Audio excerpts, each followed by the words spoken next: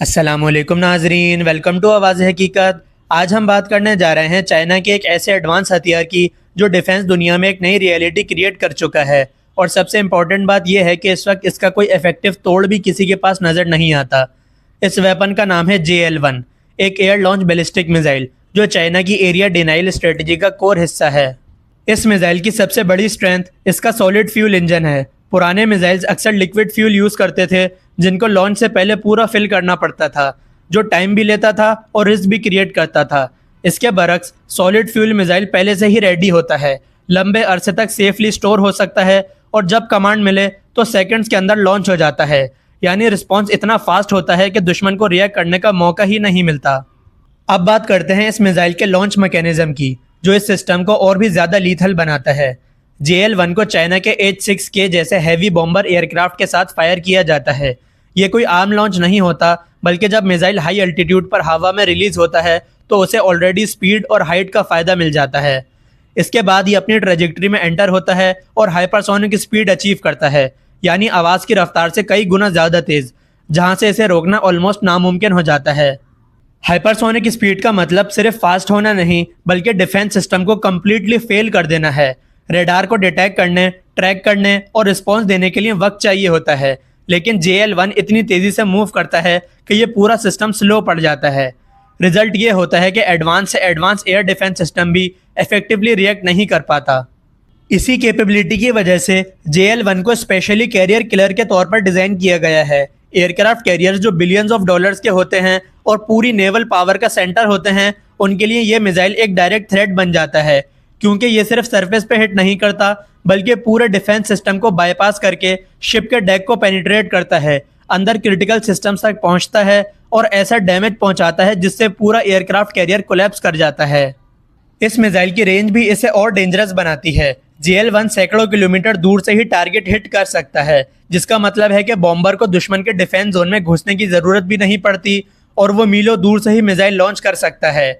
यानी ये एक परफेक्ट स्टैंड ऑफ वेपन है जो सेफ डिस्टेंस से ही मिशन कंप्लीट करता है और महंगे डिफेंस प्लेटफॉर्म्स के लिए कांस्टेंट थ्रेट बन जाता है। इस मिसाइल का गाइडेंस सिस्टम भी काफ़ी एडवांस है, जो सिर्फ स्टैटिक टारगेट्स ही नहीं बल्कि मूविंग टारगेट्स जैसे कि समंदर में चलने वाले शिप्स, उनको भी एक्यूरेटली ट्रैक और हिट कर सकता है। ये कैपेबिलिटी इसे और भी ज़्यादा डेंजरस बनाती है, क्योंकि नेवल टारगेट्स कभी भी एक जगह रुके नहीं होते। अब सबसे इम्पोर्टेंट एंगल यानी पाकिस्तान के पर्सपेक्टिव से समझते हैं।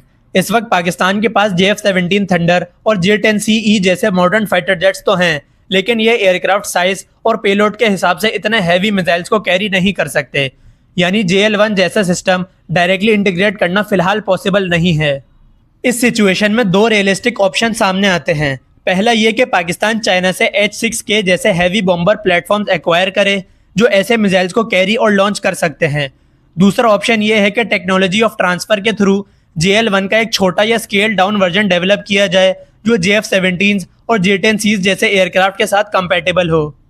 स्ट्रेटेजिक लेवल पर देखा जाए तो अगर पाकिस्तान चाइना से ये हैवी बॉम्बर एयरक्राफ्ट एक्वायर कर लेता है तो इसका फ़ायदा सिर्फ एक मिसाइल कैरी करने तक लिमिटेड नहीं होगा। ये होता है डुअल इंजन वाला एयरक्राफ्ट जो ज़्यादा फ्यूल कैरी करता है, लंबी ड्यूरेशन तक हवा में रह सकता है और हज़ारों किलोमीटर दूर तक मिशन परफॉर्म कर सकता है, जो डीप सी स्ट्राइक कैपेबिलिटी के लिए बहुत असेंशियल है।